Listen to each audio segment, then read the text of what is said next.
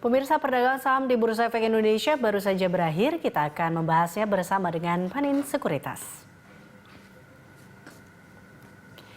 Untuk membahas pergerakan di IHSG di akhir pekan ini dan juga prospek pekan depan, kita telah bersama dengan Nico Lawrence, Kepala Riset Panin Sekuritas. Hai Mas Nico, apa kabar? Halo Mbak. Terima kasih telah bergabung sama kami dalam Closing Market. Ini kita lihat IHSG di akhir pekan ini ditutup memerah.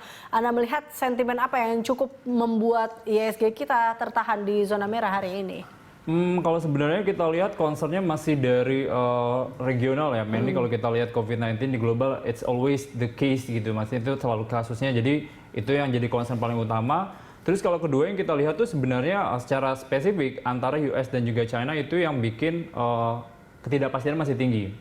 Tension itu meningkat ya, apalagi sebenarnya kalau kita lihat pernyataan dari Mike Pompeo, China will pay the price gitu. Dia bilang bahwa kita akan ibaratnya dengan adanya dampak pandemi itu yang itu sebenarnya jadi concern, apalagi mereka juga udah nge-ban yang dari sisi teknologi ya dari Huawei itu, jadi menurut kita masih jadi concern sih. Oke, itu berarti menjadi yang penekan utamanya. Betul. Tapi kalau kita lihat dengan kebijakan moneter Bank Indonesia, apakah ini masih ada efeknya di hari ini? Karena kita lihat kemarin sempat ada berubah menjadi zona hijau atau bahkan IHSG tetap berada di zona hijau, salah satunya karena juga hasil rapat Dewan Gubernur kemarin.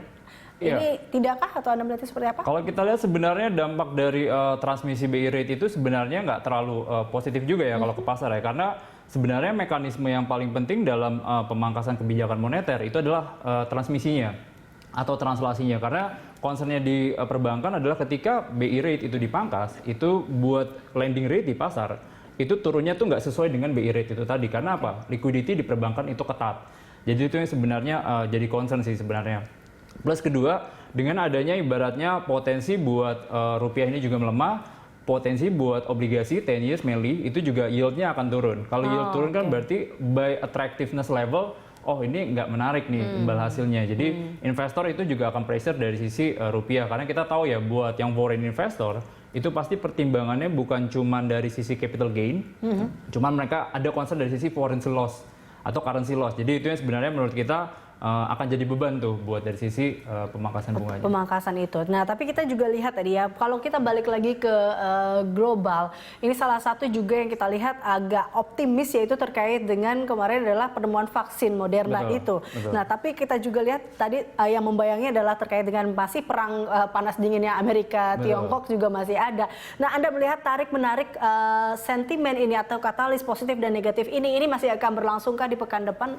Kalau kita lihat masih akan berlanjut ya, itu yang sebenarnya kan concern dari investor sekarang itu terkait volatility di pasar ya.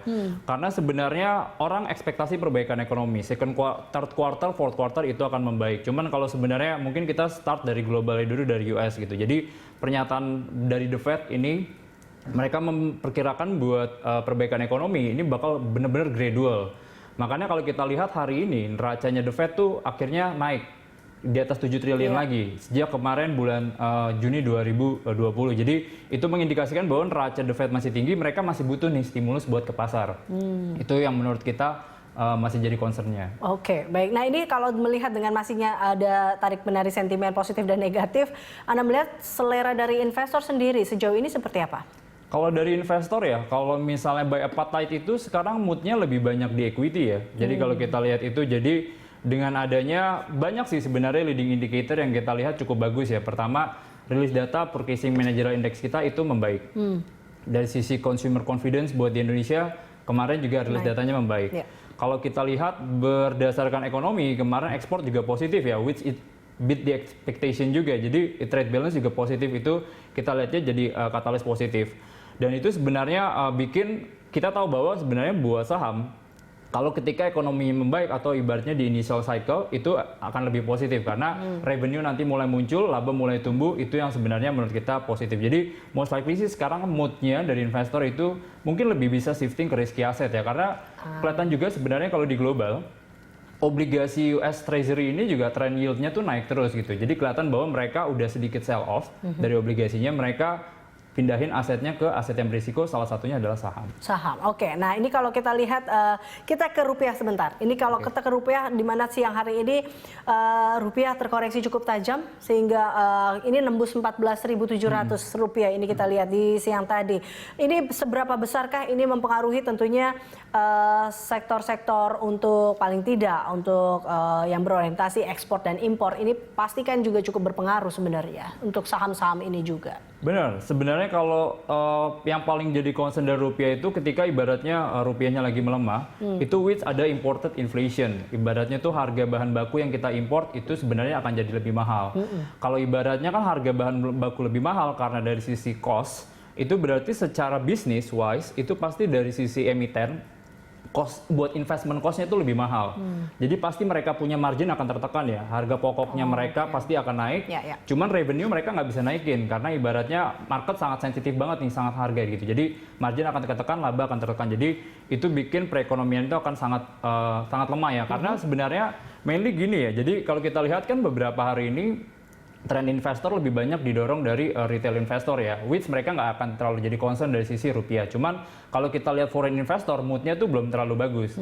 Karena kalau kita lihat, kalau seandainya rupiahnya ini belum stable, atau ibaratnya kecenderungannya lagi melemah, itu saya bilang buat yang investor foreign, itu masih unlikely nih mau taruh duitnya di Indonesia. Jadi itu yang menurut kita masih jadi concern paling utama itu sih. Oke, baik. Nah, kita tadi lihat beberapa saham-saham dan juga sektor yang cukup berpengaruh atau terdampak lah dengan sentimen yang saat ini ada. Tapi kita juga lihat di pertumbuhan penjualan mobil di bulan Juni ini dan di Eropa sesi awal tadi kan di mana saham emiten otomotif juga melonjak. Betul. Ada melihat bahwa itu akan terjadi pula kah saat ini di kita dengan emiten bidang otomotif? Iya, kalau kita lihat Astra dalam 2 hari ini udah positif ya. Apalagi kalau seandainya bukan cuma dari sisi volume itu yang meningkat, cuman market share-nya pun juga meningkat.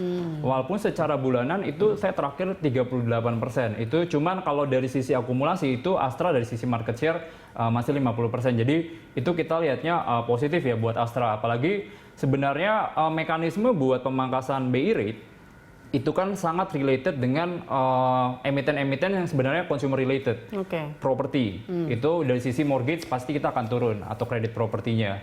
Buat dari sisi four wheels itu juga pasti akan positif ya. Jadi rate itu akan turun, orang akan mau jadi beli mobil dengan rate yang lebih murah. Jadi itu harusnya akan jadi katalis positif. Katalis positif. Oke, dengan sentimen-sentimen tadi yang kita katakan, lalu kemudian dengan adanya selera investor yang seperti itu, Anda melihat kira-kira saham-saham apa saja yang kira-kira masih oke nih untuk dipertahankan atau dikoleksi mungkin di awal pekan depan? Kalau kita lihat ya, mungkin kita ngelihatnya dua sih ya. Mungkin kalau dari sisi, kalau view-nya kita dari panin itu kita lihat buat marketnya ini masih uncertainty-nya masih tinggi. Volatility-nya masih tinggi, jadi mungkin kita bisa stick buat company-company yang sebenarnya lebih defensif. Mungkin alokasi aset saham juga nggak boleh terlalu agresif, mungkin sekitar 30-50%. Jadi itu kayak perbankan, consumer, atau telco. Jadi itu time frame buat investor yang sebenarnya lebih long term. Cuman kalau ibaratnya mereka pengen memanfaatkan momentum ini, kita lihat moodnya cukup positif di komoditas.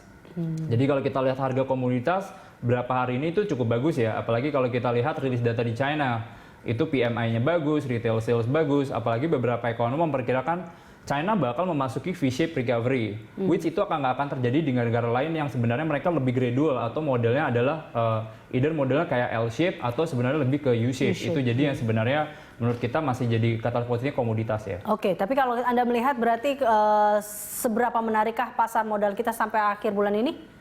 Kalau untuk sampai akhir bulan ini moodnya harusnya masih positif ya. Banyak banget stimulus yang diberikan dari pemerintah ya. Perbaikan ekonomi nasional, lalu kayak dari perbankan kemarin LPS juga bisa injek dari sisi liquidity. Lalu itu yang moodnya kita lihat sih sebenarnya akan jadi katalis positif buat ngedorong pasarnya ya. Plus nanti cuma investor masih akan menanti sih sebenarnya rilis data second quarter. Kalau in my view itu sebenarnya mungkin ekspektasinya nggak akan seburuk yang dibayangkan ya. Kayak contohnya di US udah kelihatan kan, kayak JP Morgan, Goldman, mereka reported earnings itu ternyata nggak terlalu buruk gitu ya. Jadi itu yang sebenarnya harusnya sih mungkin dampak dari earnings mungkin akan minimal ya. Nggak terlalu besar lah dampaknya. Betul, ya. setuju. Oke, baik. Terakhir dari Anda, apa yang kira-kira IHSG masih akankah berada di zona merah di awal pekan depan atau mampu bangkit ke zona hijau atau rebound?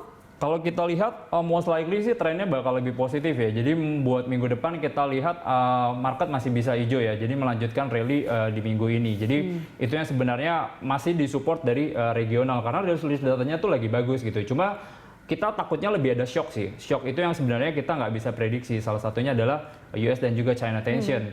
Plus yang dari sisi vaksin ya. Tadi mungkin saya baca dari sisi vaksin itu ternyata dari yang Moderna ini itu bisa dibilang ketika diuji coba di penelitian bahwa setelah 1 bulan ternyata antibodinya itu malah turun karena dia emang ibaratnya meningkatkan ada pembentukan antibodi. Cuma setelah 1 bulan antibodinya masih turun. Jadi investor tuh masih akan menanti terkait rilis data itu. Jadi itu yang menurut kita masih jadi sentimen ke bawahnya atau downside risk-nya. Oke, baik. Terima kasih Mas Tiko telah bergabung bersama sama-sama. kami dalam Closing Market.